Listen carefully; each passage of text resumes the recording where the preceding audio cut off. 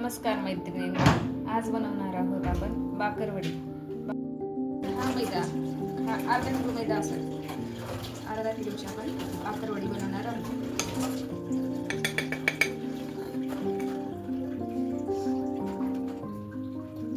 आणि हा बेसन पीठ, अर्धा किलो मैद्यासाठी 4 ते 5 चम्मच बेसन पीठ।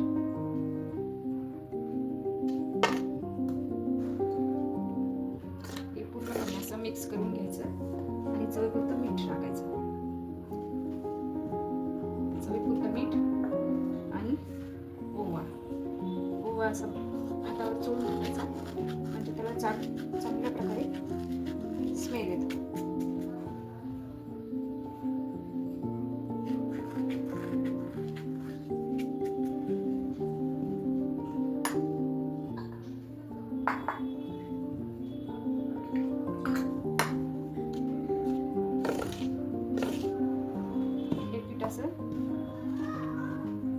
चांगलं मिक्स करून घ्यायचं आणि नंतर आपण पिठामध्ये घालणार आहोत कडकडीत असं मोहन। 4 ते 5 चम्मच हे असं झालं पाहिजे। चांगलं कडकडीत मोहन झालं ना तर खुसखुशीत अशी बाकरवडी होईल।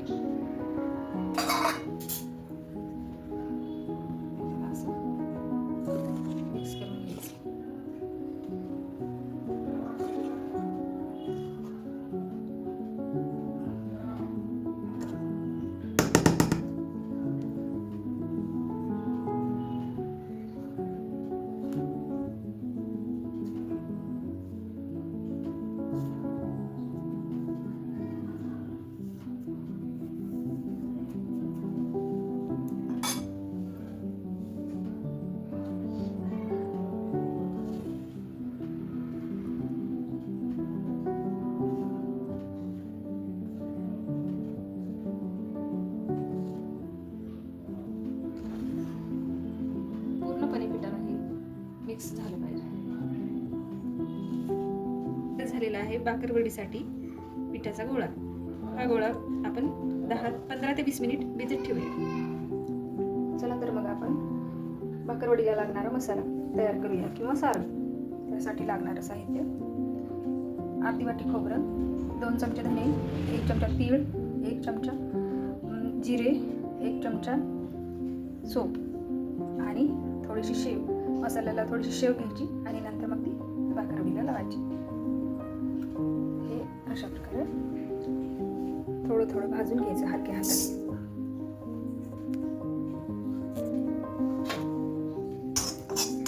सर्वप्रथम धने भाजून घ्यायचे 2 किंवा 1 मिनिट। थोडेसे जास्त नाही भाजायचे, थोडेसे कोमट करायचे आणि नंतर त्यामध्ये टाकायची सोप।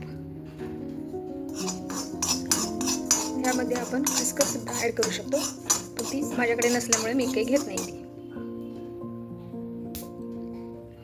आणि नंतर पांढरे तीळ। हे सर्व साहित्य जास्त नाही भाजायचं, थोडंसं असं गोल्डन होईपर्यंत। आणि नंतर जिरे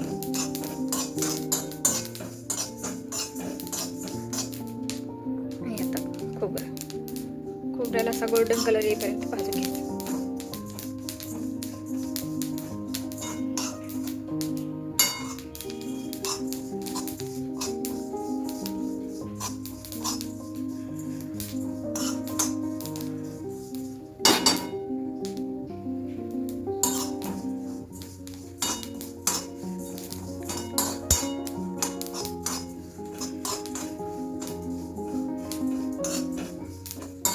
हे सर्व आपलं भाजून झालं। नंतर त्यामध्ये थोडीशी शेव ऍड करायची।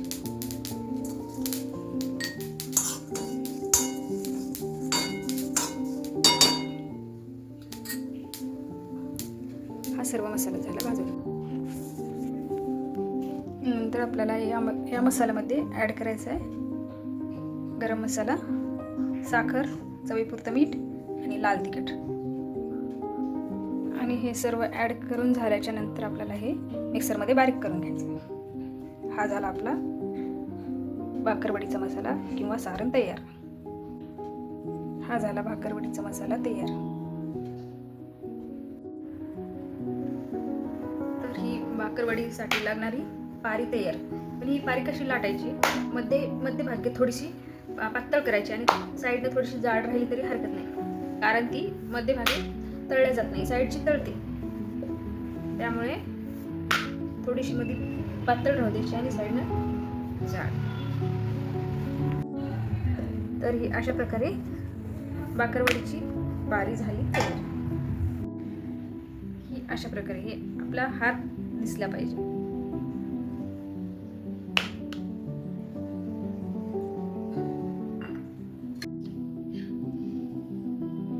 तर ह्या पारीवर असं थोडंसं चिंच गूळ आणि थोडीशी साखर, त्याचं थोडंसं गूळ घ्यायचं,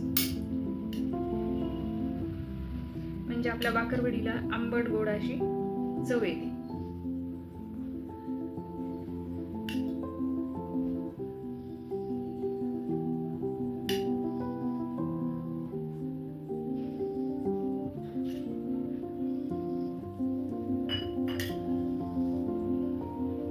त्यानंतर हे भाकरवडीचं सारण तयार केलेलं ते सारण लावून द्यायचं.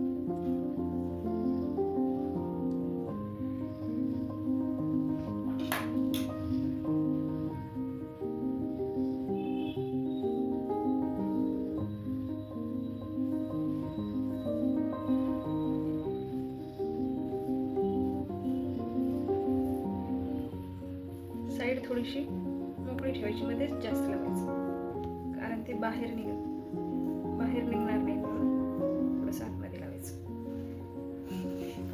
आणि त्यानंतर आपण टाकणार आहोत शेव थोडीशी हाताने अशी बारीक करून घ्यायची आणि नंतर टाकायची.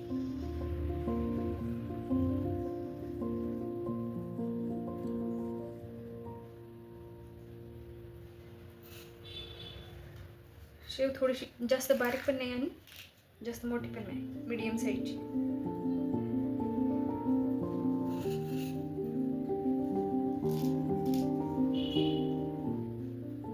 आणि नंतर ही पारी अशी बंद करून घ्यायची, अशी गच्च बंद करून घ्यायची, म्हणजे हे सारण बाहेर निघलं नाही पाहिजे.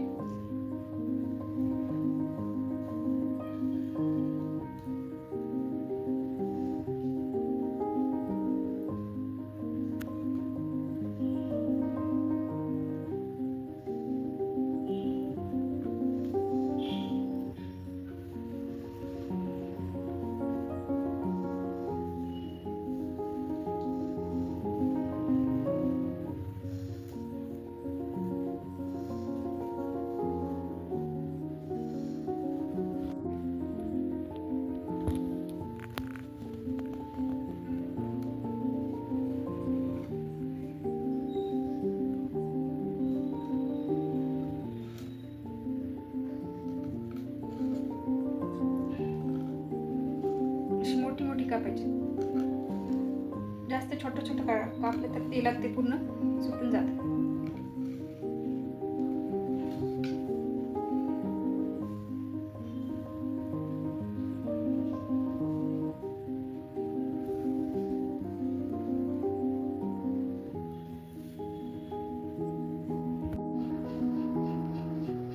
हे अशा प्रकारे थोडंसं प्रेस करायचं, जास्त करायचं नाही.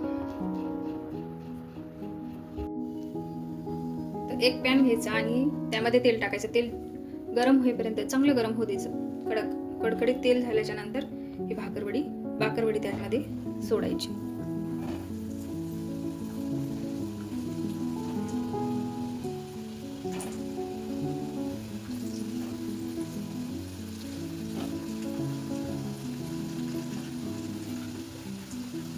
त्या भाकरवडीला गोल्डन कलर येईपर्यंत तळून घ्यायचं.